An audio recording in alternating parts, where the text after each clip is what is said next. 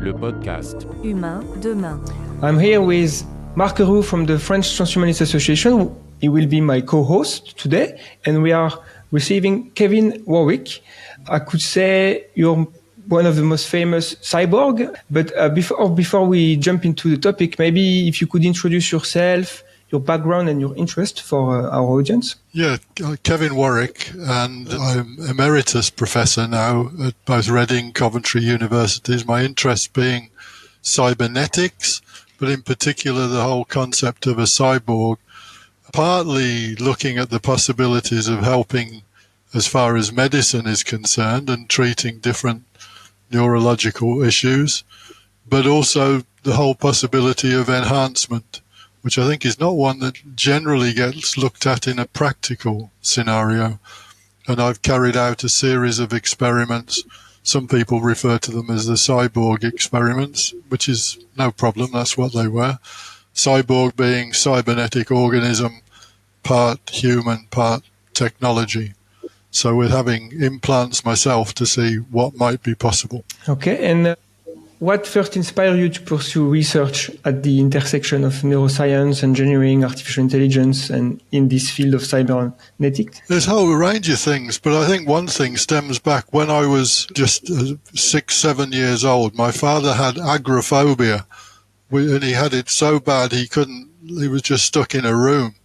And in the end, the only answer was that they operated on him. As he described it, they drilled a couple of holes in the top of his head and snipped out some of his brain cells. So it was something a lobotomy, whatever you want to call it. For him, it helped him, it cured him. He had a little bit of a temper for a year or so. But other than that, it cured him of his agoraphobia. In fact, quite the opposite then. He would go anywhere. He would go on holidays everywhere, which he didn't do before then.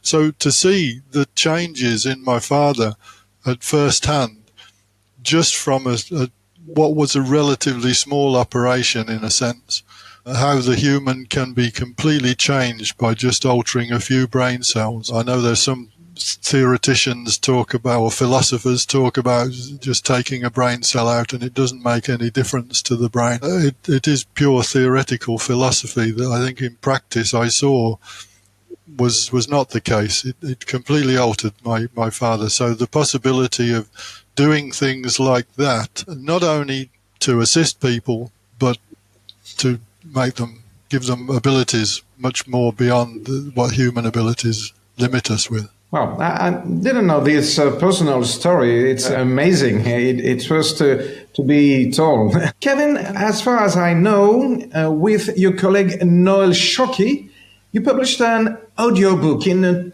2009, which was entitled Transhumanism, Robots, Cyborg and Artificial Intelligence. How do you see much more your connection to the transhumanist movement? You're just told us about the fact that you were speaking about enhancement and not only therapies.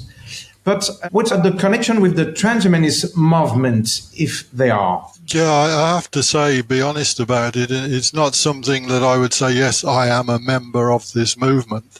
So I've been but I'm not sort of against the movement or anything like that. I think it's important that we do start looking both theoretically and practically at the future with humans. You know, is it still humans going into some trans condition, but they're still humans?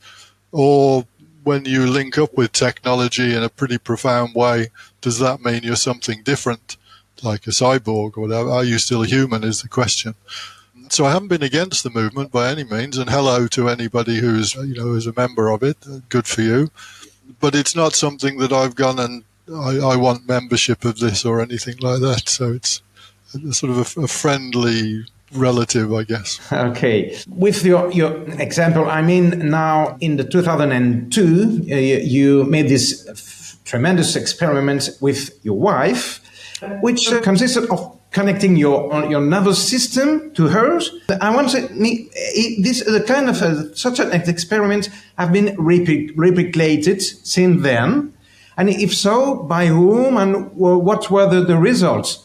Or if not, What are the most similar experiments you know of, and what hopes do they hold behind medical explications? Yeah, I mean, I have to say I'm not aware of too many other experiments, which is a shame, in the same vein, which is a shame really, because being from the academic field, you like to get cited, and if there's no follow-on experiments, you don't get cited by the people doing the experiments. So it would be nice if there were, both from a practical academic point of view, but also in the field.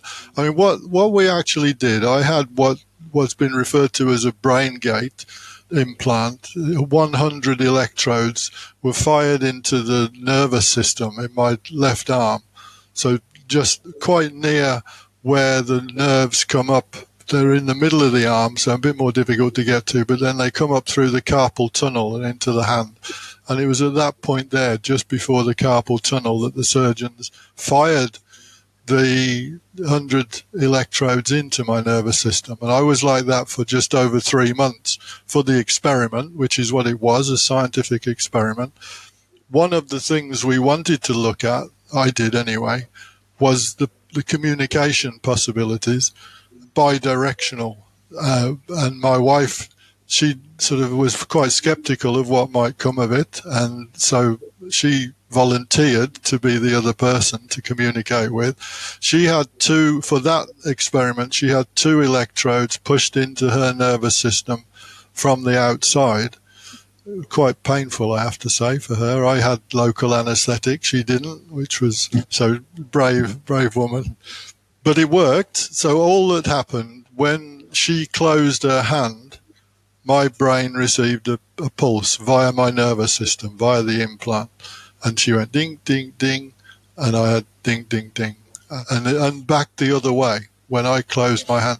Now, it's all science, because you're supposed to do hundreds of experiments and get a percentage that worked okay. We did one experiment between the two of us, and it was based over just a 24-hour period. I mean, essentially, there was no problem. It wasn't like, 9 out of 10 I realized and 1 out of 10 I missed. It was 10 out of 10. I was able to recognize the signals. So I couldn't see her. She had a group of people round her, and every time she closed her hand, I shouted, yes, yes, yes, and the same when we were going back the other way.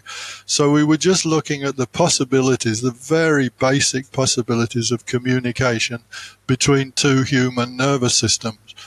And I would have to say, yes, from our one-off experiment, it was very successful. And I would hope that somebody else would then follow along, and by now we would have had 100 further experiments along the same lines. And some of them say, yes, Kevin Warwick was right, what a brilliant person he is, which would be nice. And some of them would say, no, what a load of rubbish, it didn't work for us because Kevin didn't do this and didn't do that. So I would have hoped all that would have happened.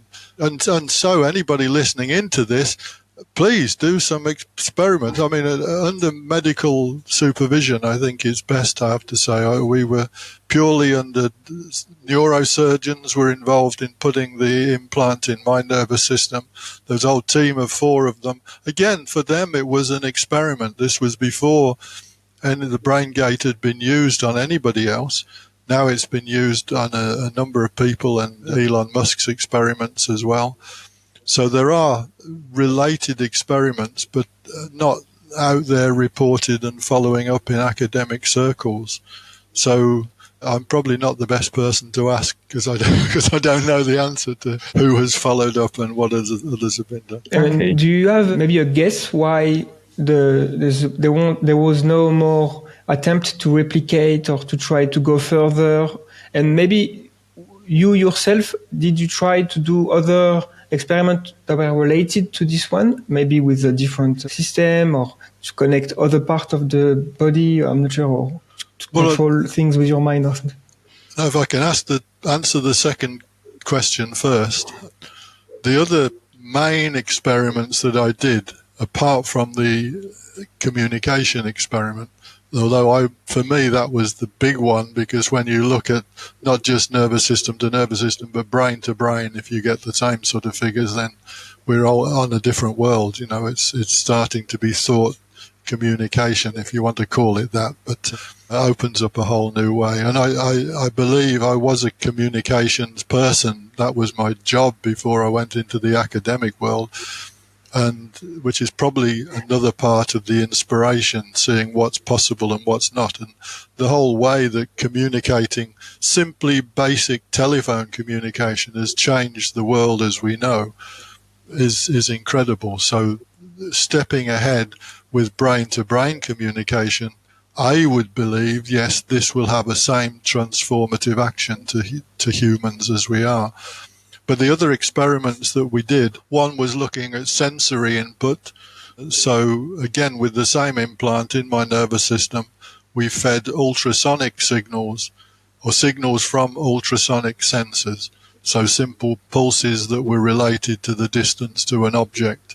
And so with a blindfold on, I was trying to detect when objects came close to me. I had a little baseball cap with ultrasonic sensors, looked quite cool actually, the ultrasonic sensors on the front, and when something came close to me. So the researchers were bringing big boards and trying to see how close they can get. And I have to say, I had the implant in position for 3 months, and that was one of the first experiments we tried. And when they brought the board, as they did, trying to be awkward, very quickly towards me, it was quite scary. My brain had made the link, because I knew what we were doing. So my brain had made the link between the signals that my brain was receiving via the nervous system and the distance to another. This object was coming close to me very quickly. So very quickly, my brain made that link. It took on another sensory input, which we don't normally have. Now, I've heard since that time that various people who are blind can receive the signals and make similar sort of relationships, but it just shows how adaptive the brain is. The third important part of the experiment, as far as I was concerned, I got a trip to New York, to Columbia University, and the guys there helped us put my nervous system live onto the internet, which, in hindsight, it was quite dangerous, but we didn't tell everybody that that's what we were doing. So it just we just got on with our experiment. And we linked up to a robot arm, which was back in England. So I could see the robot arm, but the robot arm, it had sensors in the fingertips of the robot arm. And I moved my hand in New York, just opening and closing. The robot hand, there was a short time delay, about a third of a second, and the robot hand in England followed my movements, but it then gripped different objects, different sizes and so on. And that was fed back to me in New York, again, third of second delay, something like that. And so I was able to control this robot hand on a different continent from my neural signals. So I felt that was quite, for me, that was at the time when that happened, it was sort of, wow, what this means. If you're hooked up in this way, distance is now no object. So it wasn't just in the laboratory and all happening there. It was over. And I mean, it was good. It didn't have to be from America to the UK. It perhaps made it more of a media-friendly experiment, but it could have been just in a lab. But the fact that it was across the Atlantic Ocean, that you extend your nervous system via a network or via the internet. So it was quite a common network, if I can call it that. So those were the other experiments. I've now, because I have a terrible brain, I've forgotten the first part of your question. Yeah, that was I was wondering why maybe the scientific community and other researchers didn't do more experiment along that, similar in a way that yours in the. Yeah, I mean, I honestly don't know. There were some criticisms when I went ahead with it, but one expects that sort of thing. But also quite a lot of positive feeling and support. It was a mixed bag. Why there were criticism? Not too much on the religious front. In fact, I think it was the Bishop of Coventry stood up when I was giving a presentation. Somebody was critical of it, and he said, "Look, God has given Kevin this ability, and he's just doing what he can do as a human. Why not give humans other abilities? And the whole medical side of things, of helping people in that way. So I don't think there was anything too untoward, but why people haven't... I mean, it is, it was quite dangerous what we were doing. About 3 days before we were due to actually go ahead with the operation, and I have to say there was all problems getting ethical approval and things like this to go ahead with it. But the neurosurgeons involved were principal drivers to get the ethical approval in the UK as far as we could go ahead. So we only really were sure about 3 days before the implant went in that they had the operating theatre fully booked, that everything was ready to go. We knew about sterilisation and what they were going to do exactly. And they really sorted the medical side of things. So you do need to link up a whole medical team with, a technological, scientific team who could then sort out the electronics. I mean, even when you actually look into the books, this is coming at it from a technological point of view. We're really a bunch of technology people. We're not biological or that way inspired, or not too much anyway. And as far as the nervous system is concerned, I mean, we were regarding it as a communications network, electrochemical comms network, which, that's how I would see what it is. And hence, pushing voltages and currents into the nervous system, we had to find out to some extent, well, what sort of waveforms are we going to get? What sort of resistance, what impedance? What are you going to... And there really is very little work that is in the academic press as far as that sort of analysis of the human body is concerned. I'm sure I hope if somebody's listening in and says, no, there's papers by ABC, but by all means let me know so I can read them, but it's a bit late now. So I think when you haven't got a strong basis with the technology that it's really just taking the next step, you have to do a lot of work yourself. So the answer is, I don't know, I guess. Yeah, that's okay. That's fair. And I think you were talking about brain to brain, and coming from more like a communication angle. What would be the hope of having, I guess, this kind of technology? We can call it telepathy in a way, through scientific means. Obviously, it's not anything woo-woo, but just science, applied science, I guess. What could be the benefit of this enhancement? It's one of those things, if we could communicate in a whole different way, I would think a much more powerful way, where would that go? And we don't really know until we actually go there and try and find out. But I think that when you look at what telepathic communication could involve, being able to communicate in terms of images, brain to brain, this is we're talking about feelings, emotions, colours, a whole range of things. Whereas now, I mean, how I'm communicating with you now is through a mechanical, outdated, how we still can possibly communicate this way, I don't know, pressure waves that are just pure mechanical signals in serial fashion. This is taking it on a new level, which I would think it's the whole, it is the brave new world that Huxley spoke of.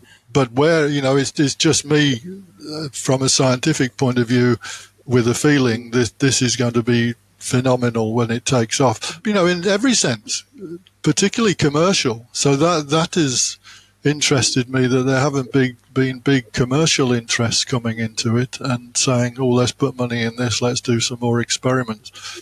Elon Musk is the only one who's sort of threatened to do scientific experiments along those lines, but I'm, like others, waiting at the moment for them to happen.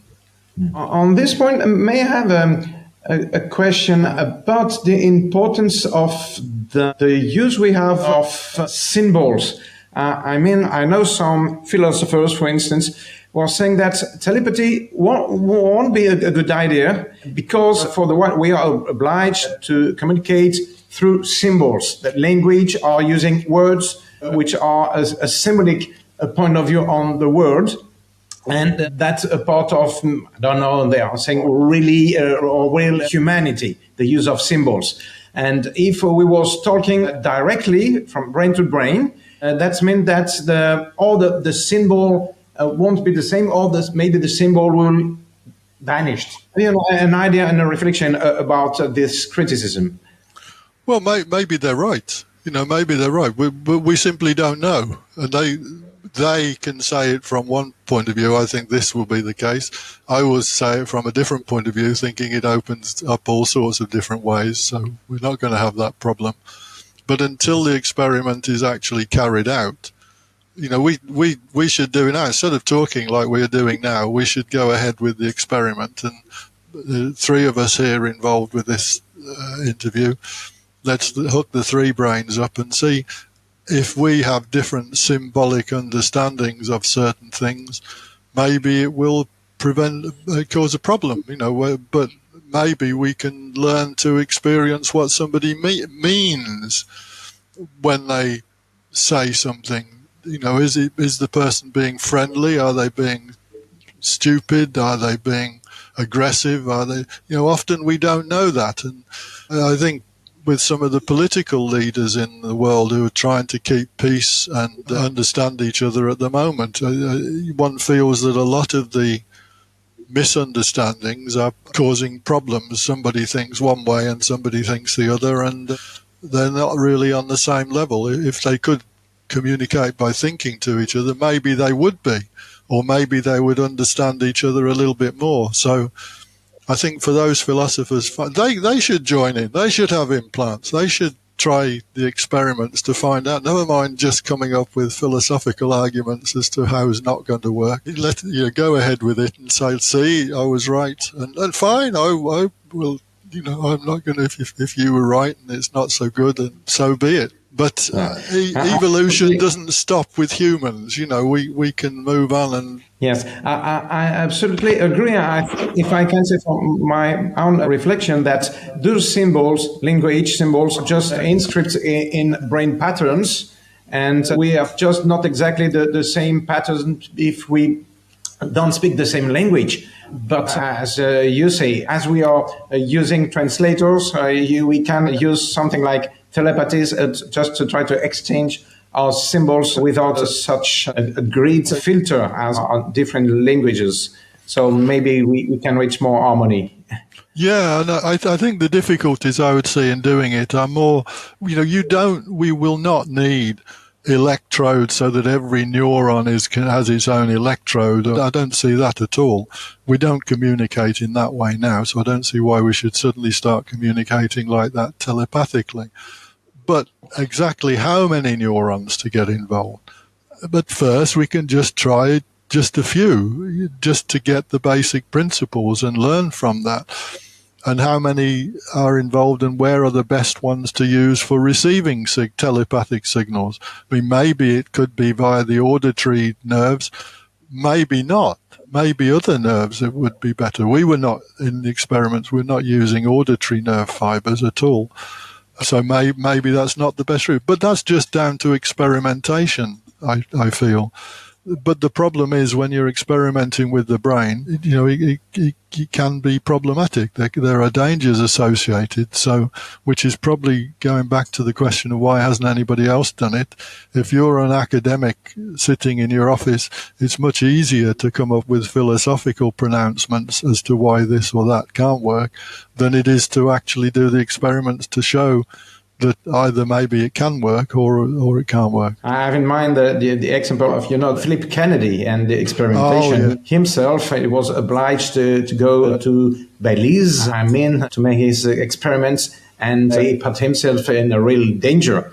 So it's quite clear that it's not it. Philip's work I respect very much. I think he's one researcher in he's a researcher, it's his job as well. But he's certainly been an incredible contributor to the field and was an inspiration for me doing the 2002 experiment. I met up with him just before then in Georgia, So I want to bring you to another question about the impact of prothèses and neural prothèses on the brain. And the question is if it is justified to talk about transhumanism or not, because there are two opposing hypotheses about prostheses. One claims that they are essentially just tools, extension of the body, even if they sometimes replace a lost function, such as walking, and therefore maybe they are no more transhumanist than a hammer. But the other point of view is such that their repeated use over many years transform their wearers, their very biology, especially neural structure, so much that the user builds a mental representation of the prosthesis which persists even when it isn't worn. So which of these two views do you think is more accurate? Can we say that prostheses are changing ourselves and it's something like transhumanism or not? yeah, good question. I mean, I think if somebody has lost a limb and they're having a new one to replace it and it's a slightly different one or whatever, I don't care what you call it. If someone wants to call it transhumanism, fine, I don't mind. If it helps the person, then great. Then go ahead with it. You can call yourself a transhumanist or a post-human. I'm not bothered about the name you want to use. If it helps, then great. I think the interesting things for me is if when you take the extra, it could be an extra step, that if it gives you extra abilities, suddenly because you've got the prosthesis, you are stronger, faster. You can then, that interests me. I mean, with Oscar Pistorius doing his running, some people started to claim, hey, hold on, he's faster than he would have been if he hadn't had the prosthesis. Yeah, now it's interesting because now it changes. He's now being measured under some human performance output, and the prosthesis is allowing him to do things that a regular human can't do, or, assuming we get in that situation, then by all means, I think that's definitely transhumanism. The person thinking about it, the way they think about their own abilities would change very quickly, I'm sure. Whether it's fair, if that's the right term to use as far as other humans are concerned, well, that's a big ethical question with all of this, particularly if you're starting to communicate. If you see that as a prosthesis and you're now communicating in a whole new way, is that fair to other humans? Well, no, it's not. And clearly it's not. To me, I don't see that's a problem. People do all sorts of things that you would say is not fair to other humans, particularly from a financial perspective. We see that happening on a day-to-day basis. We don't worry about that. Far from it. We applaud the people that are doing the positive side, making all the money, so to speak. So I think the basic answer is I don't care what it's called. If it helps people from a medical point of view, gives them abilities which they wouldn't have, then fine. And then if they push the boundaries of what other humans can do, at the moment, I think it's nice ethical questions, but answering the technological side of the things and making it happen, I think that's perhaps more important, more difficult at the present time. Yeah. And speaking about what's actually being done now, we have a kind of, I don't know, like the beginning of a golden age maybe, or something, or at least an acceleration in brain implants with companies like Neuralink. Obviously, it's the most famous one with Elon Musk behind it. But we also have, I think, maybe I don't know how to pronounce this, Clinatec and Synchron. They apparently use different method. Which method do you think has the most potential for the future, according to your knowledge of the field, brain implants and all that things? I agree with you. I think we're about to be opening up on a golden age. The technology, there's much better technology and a variety of technology that's around, which I'm probably not au fait with the very latest. I have lots of, as soon as I see some issues, perhaps the electrodes and the size of electrodes and how many electrodes, I think all of that is going to come about from experimentation as to what is best. I mean, some of the ones that Elon Musk's team appear to have been using, I'd say, well, they're actually quite big electrodes. It'd be much better to go smaller, something like the brain gate, where you're down to micrometers and things like that. But I could be completely wrong.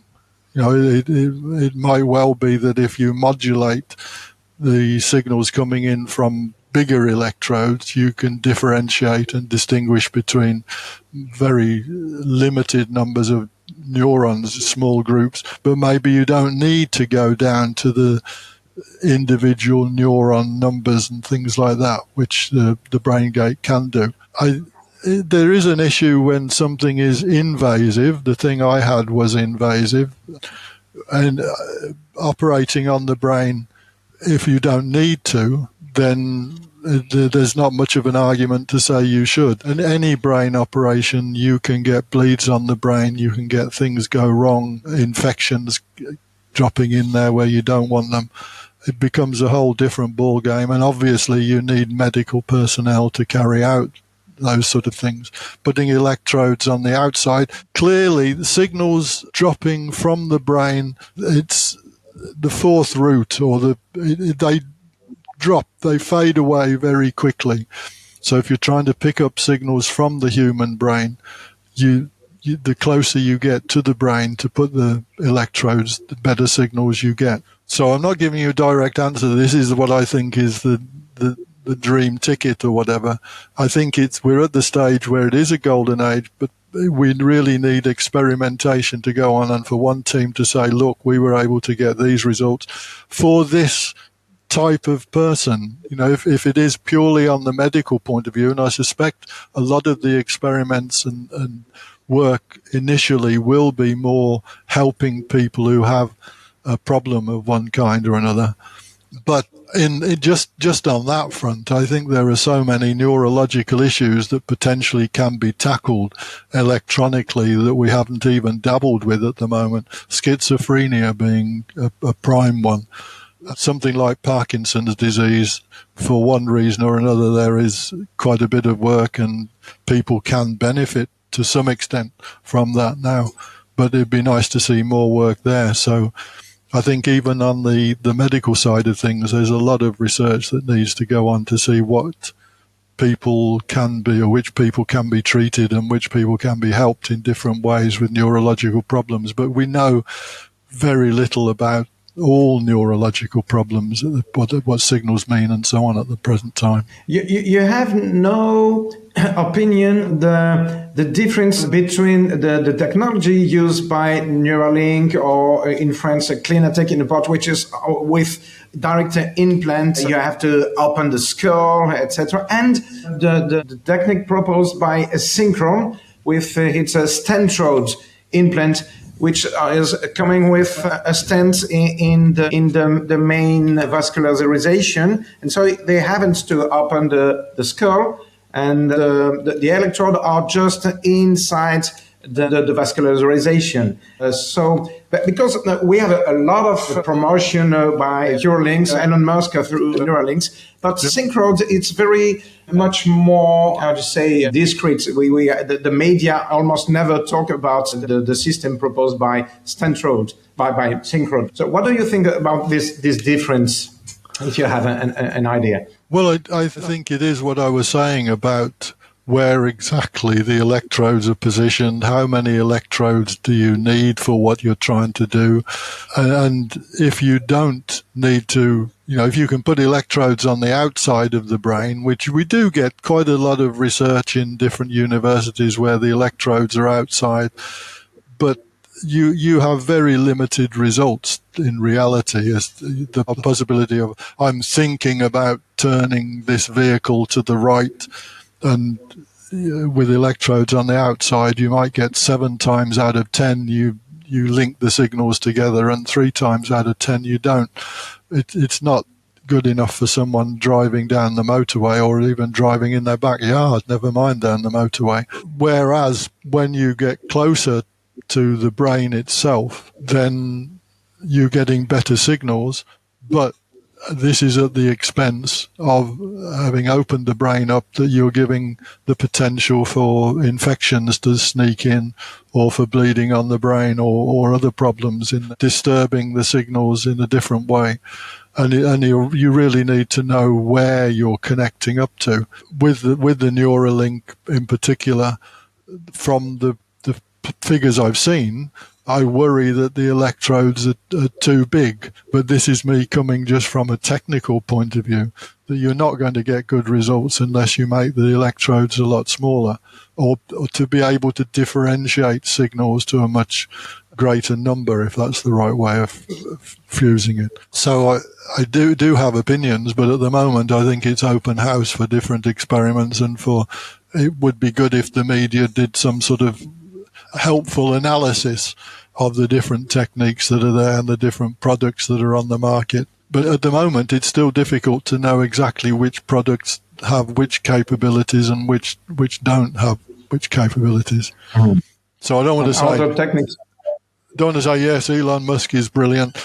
I'm sure he'd be happy if I did say it. But he probably couldn't care less if I said it or not. But if I did say it, it will help a particular area, and I think there's very vital research that needs to be carried on for to see it so it's regularly helping people one way or the other. Okay. Another question now, because behind giving humans new abilities like telepathies or controlling machines with thought, some transhumanists argue that brain implants combined with pharmaceuticals should aim to improve behavioral tendencies. You was speaking about your father, and it was a question of behavioral in a way.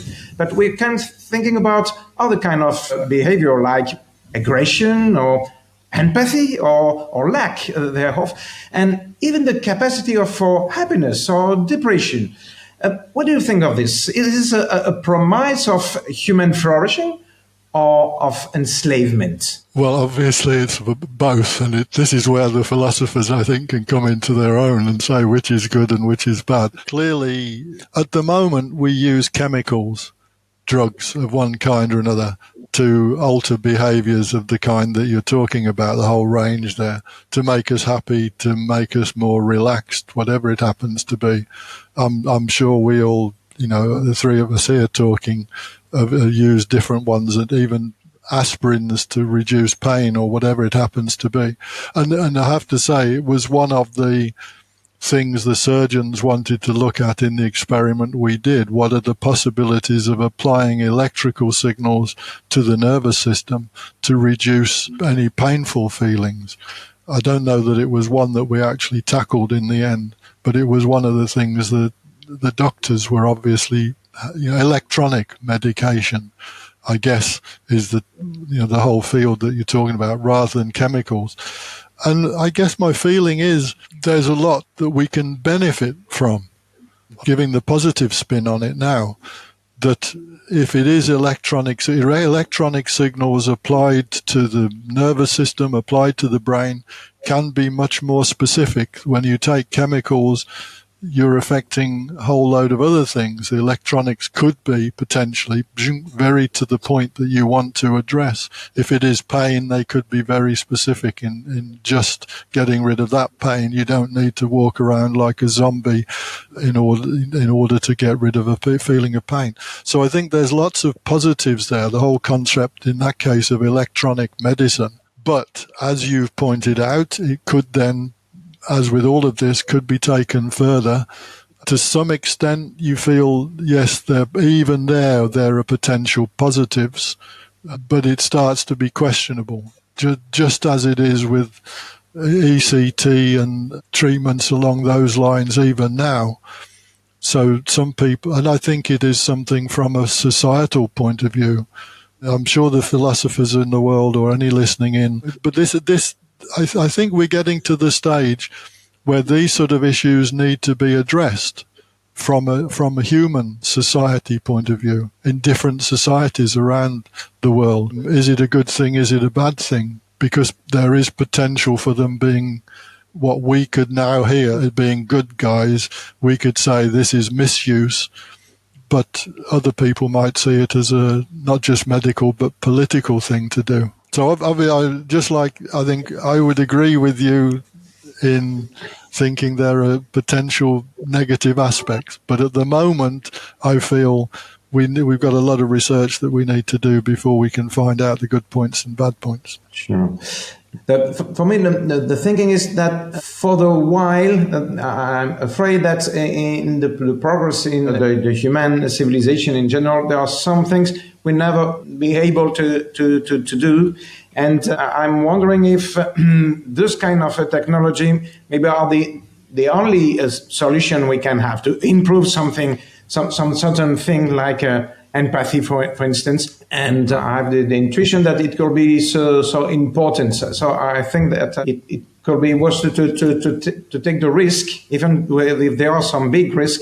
A success can be so important. That's what I'm trying to push this kind of reflection. It's not only to say, oh, it could be a good thing. No, it could be maybe an extraordinary thing. And if I'm clear, if you understand, if you I guess I'm coming at it feeling that we still don't know too much about what we're talking about at the moment. It's the best thing to talk about when you don't know too much about it. But we're from a position where, as you described it as a golden age, technologically, we have the technology to do a lot more now in terms of the experimentation. But even that, there are questions, should we do it or shouldn't we? I guess I'm more along the lines of, yes, we should do it because we don't know an awful lot, even about the human nervous system, never mind the brain.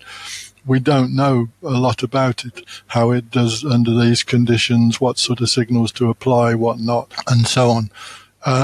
Just the whole concept, if you hurt your finger, you could apply an electrical pulse to the nerve fibers just in your finger. Never mind, if you could have put something on your finger that reduced the pain, wouldn't it be a good thing to do something like that? So there are things, hopefully I've started some research going then, but just doing something like that, I would feel it's better to try and do the research and then can make conclusions for good or bad afterwards. But I'm well aware that there'd be others that would say, no, we shouldn't do the research. So I think it's part of the questions for society rather than just for us three guys alone. Yeah, and alongside cybernetic and human enhancement, there is another field that is growing and a lot of progress is being made. It's robotic. So how do you envision the future relationship between humans or transhuman and robots? Do you think we will be able to collaborate, or do you think there'll be a competition, maybe different science fiction futures we can think of? But how do you stand on robotics? Yeah, well, I guess robotics was partly the field I came from, but way back in 97, I wrote a book called March of the Machines, which was looking at AI and the possibility of it getting out of hand and the dangers associated with that. And at the time, I don't think in the technological world people treated the book too kindly. They were, what an idiot, saying there could be dangers with AI. But now, of course, we hear there are potential dangers with AI. Well, one of my researchers contacted me literally 2 days ago and said, hey, what you were talking about, and the people were actually talking about the same thing now. So I like to feel I was a little looking into the future, but I generally still see it doesn't have to be wonderful AI. It can be the same AI that's many years old. Getting in the certain circumstances where, and we can see it now with the military domain, where it's the technology. You're not defending against human pilots, for example, with drones. You're defending against technological pilots, if you want to call it that, with a certain goal, and it becomes very difficult for all sorts of reasons.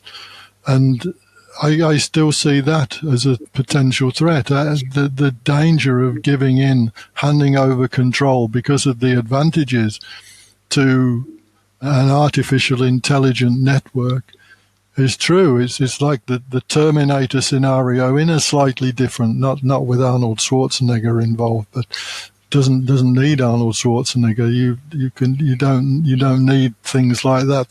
You need a physical presence for it, but it doesn't have to be of that form.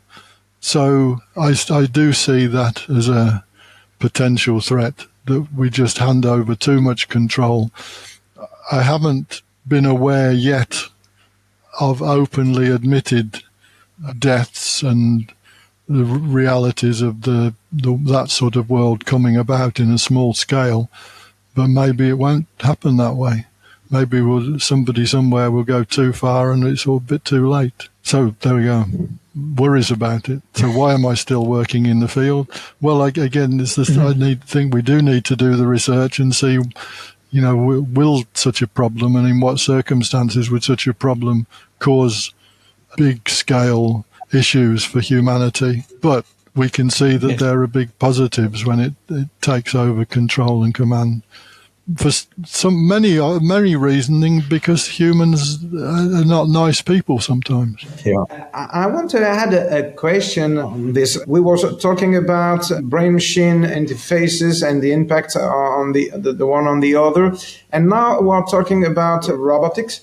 I was just reading yesterday point of view of one of the founders of OpenAI, writing that robots won't ever conscience. AI won't have a conscience because AI have no body, and so they have no emotion. They can live in emotion.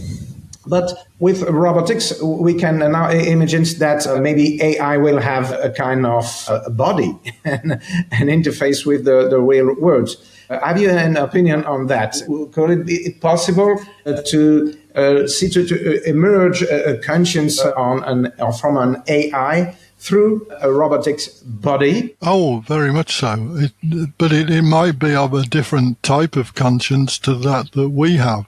Just like, this is back to Alan Turing's original concepts, if you like, back in the 1950s.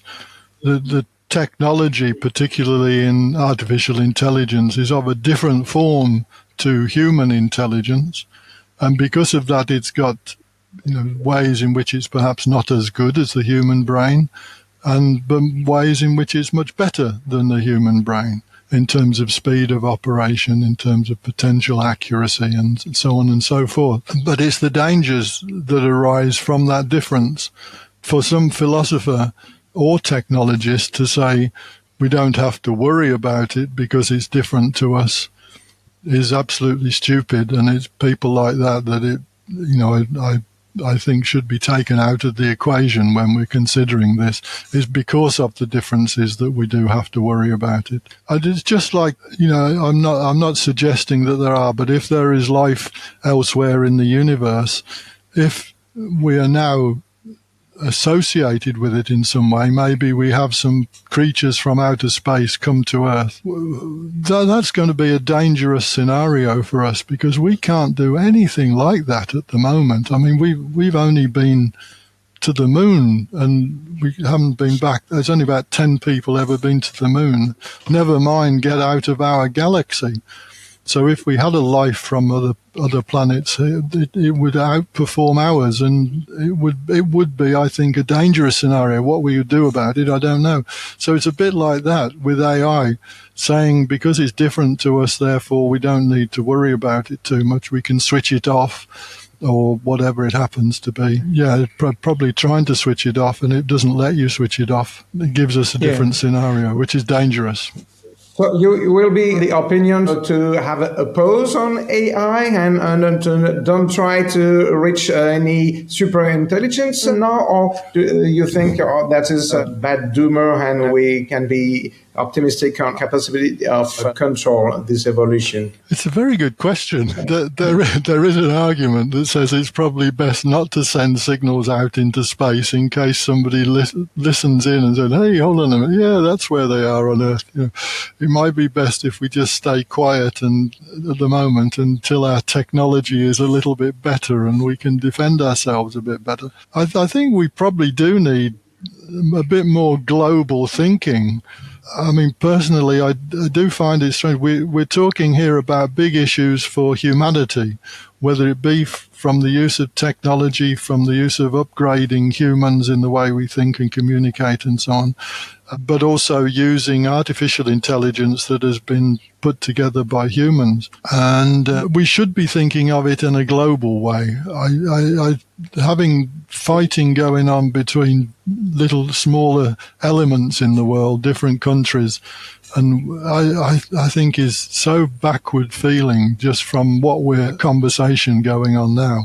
We've got bigger issues to fry now, and having little squabbles going, which you have to regard them as that, going on between countries is a bit stupid. It's missing the big picture, I feel, unfortunately, that we're, as a society in the world, as humans, that we're allowing little squabbles like that. This is making all sorts of political ripples, which I shouldn't. But I think we've got big issues to focus on as the ones we're talking about. You know, what would we do if some creatures came from outer space now? And I don't know what we would do, to be perfectly honest. And so we don't know what will happen if we have tomorrow any super intelligence. So yeah, maybe we have not to hurry. Want now to point out an idea you had and you expressed in your 2002 book, Cyborg. You wrote then a phrase that became very, very well known. I don't know in England, for instance, but in France. And, the sentence was, those who choose to remain human and refuse to improve themselves will have a serious handicap. You say they will become a subspecies and be the chimpanzés of the future. And in France, as you may know, this phrase has been widely quoted, even leading to associations, books, widespread media coverage, and protests at bioethics conferences with demonstrators wearing chimpanzees masks. Are you aware of having the same success in Britain or as well?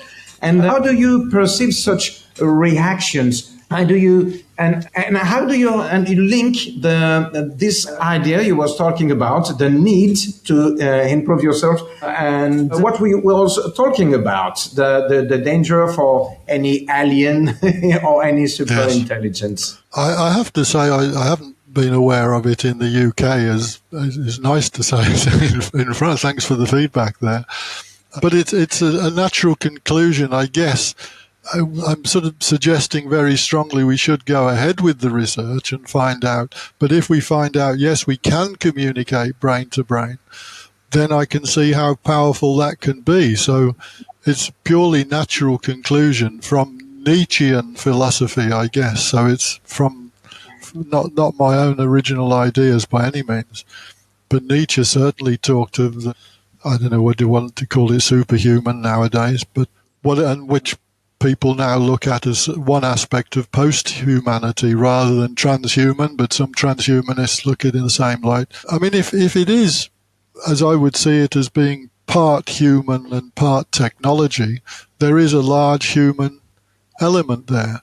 And it's very difficult to say we should not do the research if it's giving these abilities, but we should do the research if it's giving those abilities, because often the same research opens up other doors which we simply don't know at the present time. So it's a Pandora's box, if I can phrase it as that.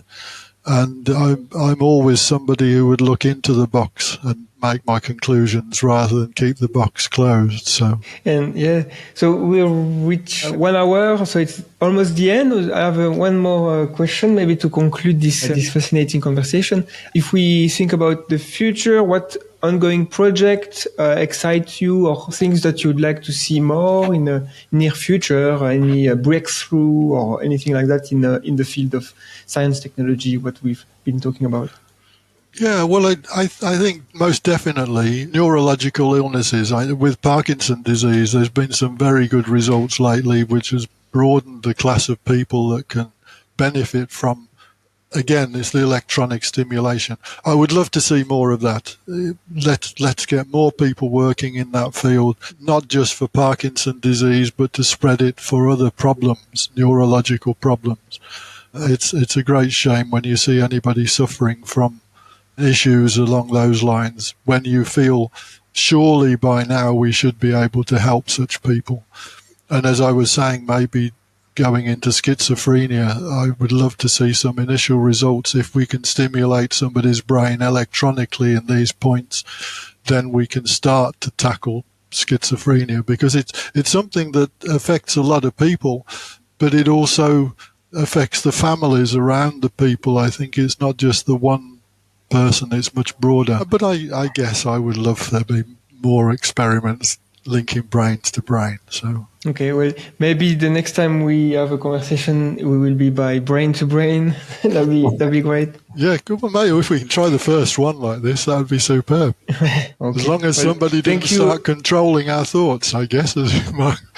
Yeah, that's always the worry with these technologies, the fear that mind reading could become uncontrollable, or it will be weird Black Mirror territory from the very TV much series. Right. Thanks for being on this podcast, and all the best for the future.